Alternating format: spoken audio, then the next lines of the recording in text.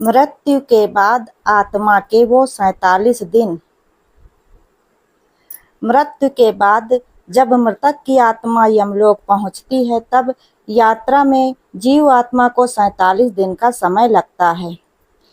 गरुड़ पुराण के अनुसार जानिए इन 47 दिनों में आत्मा के साथ क्या क्या होता है। मृत्यु जीवन का अटल सत्य है, यानी जिसका जन्म हुआ है उसकी मृत्यु निश्चित है। पृथ्वी पर आए हर एक जीव को इस लोक को छोड़कर जाना ही पड़ता है। भगवान श्री कृष्ण ने गीता में भी उपदेश में आत्मा को लेकर कहा है कि शरीर नश्वर होता है और आत्मा अमर होती है, यानी मृत्यु के बाद शरीर भले ही नष्ट हो जाता है लेकिन आत्मा जीवित रहती है। लेकिन आज हर मनुष्य यह जानना चाहता है कि यदि आत्मा जीवित रहती है तो मृत्यु के बाद आत्मा का क्या होता है। इसका जवाब आपको हिंदू धर्म के महत्वपूर्ण और पवित्र ग्रंथ गरुड़ पुराण में मिलेगा। तो चलिए जानते हैं। गरुड़ पुराण के अनुसार मृत्यु के बाद जब आत्मा यमलोक पहुंचती है तो उस दौरान आत्मा को 47 दिन की यात्रा करनी पड़ती है और उन 47 दिनों में जीव आत्मा के साथ क्या क्या होता है। गरुड़ पुराण में भगवान श्री विष्णु के वाहन पक्षीराज गरुड़ भगवान से पूछते हैं, नारायण, मृत्यु के बाद आत्मा का क्या होता है और आत्मा कितने दिनों के बाद यमलोक पहुंचती है। गरुड़ के सवाल का जवाब देते हुए भगवान श्री विष्णु कहते हैं कि मृत्यु के बाद जीव आत्मा को यमलोक तक की यात्रा करने में पूरे 47 दिन लग जाते हैं और इन 47 दिनों के दौरान उस जीव आत्मा को कई तरह की यातनाओं का भी सामना करना पड़ता है। मृत्यु के पहले मिलते हैं ये संकेत। भगवान श्री विष्णु जी बताते हैं कि जब किसी की मृत्यु नज़दीक होती है तो सबसे पहले व्यक्ति की आवाज़ जाती है। इसके बाद मृत्यु से कुछ समय पहले ही व्यक्ति को दिव्य दृष्टि प्राप्त होती है, जिसमें मनुष्य सारे संसार को एक रूप में देखने लगता है और इस तरह से उसके शरीर की सभी इंद्रियां शिथिल हो जाती हैं। जब व्यक्ति की मृत्यु हो जाती है तो यमलोक के 2 दूत आते हैं और दूतों को देख आत्मा शरीर का त्याग करके बाहर आ जाती है। आत्मा के शरीर त्यागने के बाद यमराज के दोनों दूत आत्मा के गले में फांस बांध देते हैं और उसे यमलोक ले जाते हैं। मृत्यु के बाद 13वीं और पिंडदान क्यों जरूरी होता है। मृत्यु व्यक्ति ने यदि अपने जीवन में पाप कर्म किए होंगे तो यमदूत पापी आत्मा को गर्म वायु और अंधेरे रास्ते से यमलोक ले जाते हैं और मार्ग में उसे कई तरह की यातनाएं झेलनी पड़ती हैं।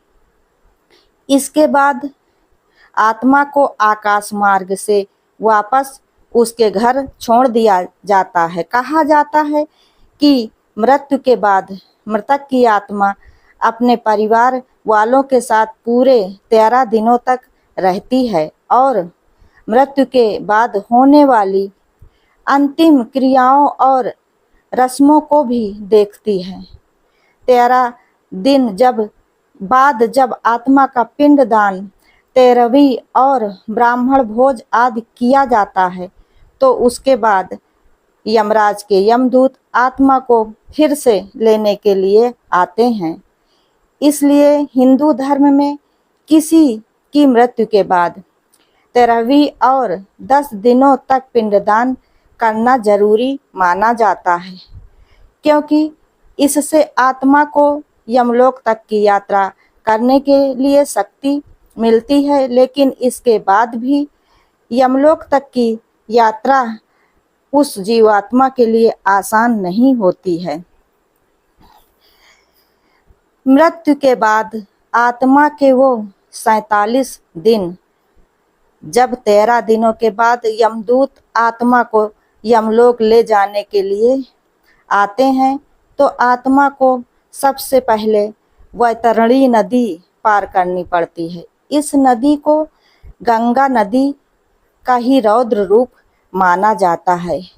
यह नदी लाल रंग की होती है, क्योंकि इसमें आग की लपटें निकलती रहती हैं। नदी पार करते हुए आत्मा को खतरनाक जीवों का दंश भी झेलना पड़ता है। इस नदी को पार करने में जीव आत्मा को पूरे 47 दिनों का समय लग जाता है।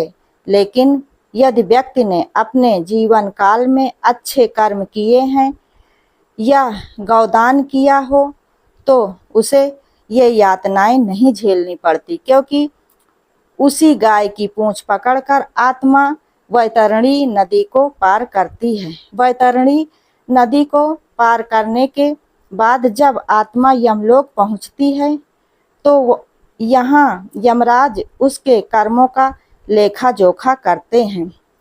इस तरह से जीवन काल में किए गए कर्मों के अनुसार यमराज आत्मा को स्वर्ग या नरक में भेजते हैं। इसलिए व्यक्ति को अपने जीवन काल में हमेशा अच्छे कर्म करने चाहिए, क्योंकि अच्छे कर्मों का फल न सिर्फ जीवन काल बल्कि मृत्यु के बाद भी मिलता है। पुण्य मृत्यु के बाद आपके कर्म ही आपके साथ जाते हैं। अकाल मृत्यु के बाद आत्मा का क्या होता है, इस विषय में गरुड़ पुराण में कई बातें मिलती हैं। अकाल मृत्यु के बाद जीव आत्मा की आयु पूरी नहीं होती, इसलिए वह भटकती रहती है जब तक कि उसका जीवन चक्र पूरा नहीं हो जाता। अगर पुरुष की अकाल मृत्यु होती है, तो वह भूत, प्रेत, पिशाच, कूष्मांडा, ब्रह्म राक्षस, बैताल या क्षेत्रपाल योनि में भटकता रहता है। वहीं अगर कोई स्त्री की अकाल मृत्यु होती है, तो वह भी अलग अलग योनि में भटकती है। वहीं कुंवारी कन्या की अकाल मृत्यु होने पर वह देवी योनि में भटकती है। अकाल मृत्यु का कारण गरुड़ पुराण में बताया गया है कि पाप करना, दुराचार करना, स्त्रियों का शोषण, झूठ बोलना, भ्रष्टाचार व कुकर्म आदि अकाल मृत्यु के कारण माने जाते हैं। बहुत पाप करने पर व्यक्ति अकाल मृत्यु को प्राप्त होता है। दोस्तों, अगर ये वीडियो आप लोगों को पसंद आता है, मेरे द्वारा वीडियो में दी गई जानकारी आप लोगों को अच्छी लगी हो, तो वीडियो को लाइक, शेयर, कमेंट ज़रूर करें और ऐसी ही ज्ञानवर्धक और धार्मिक जानकारियों के लिए चैनल को सब्सक्राइब करें। वीडियो अंत तक देखने के लिए धन्यवाद।